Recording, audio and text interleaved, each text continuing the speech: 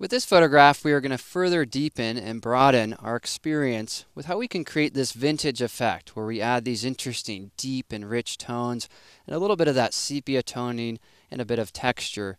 And you can think of this movie as just a chance to again explore how we can use this particular technique in order to change our overall photograph. Well, in this portrait, I like the strength of it, and I like the overall motif and the different style that we have here in regards to the garment and the old paddle and the hat.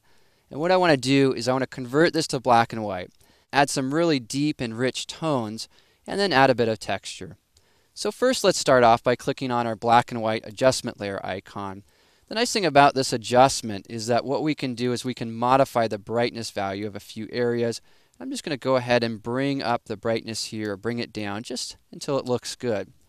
Now this image doesn't have a lot of contrast and it's not very bright. And that's just fine at this point because we'll be adding a bit more in a few moments. Alright, well the next step is going to be to add a color balance layer.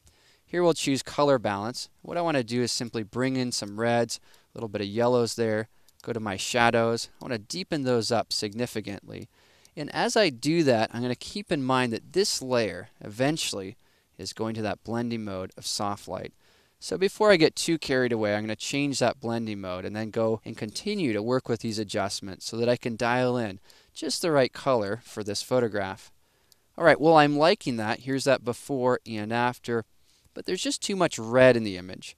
We could of course modify these sliders to change the red value, or just as easily, click on your adjustment layer icon, choose hue saturation, go to the reds, and then simply desaturate. And there we have a much more muted, a little bit more of a brown tone. Take a look. There's that before and after.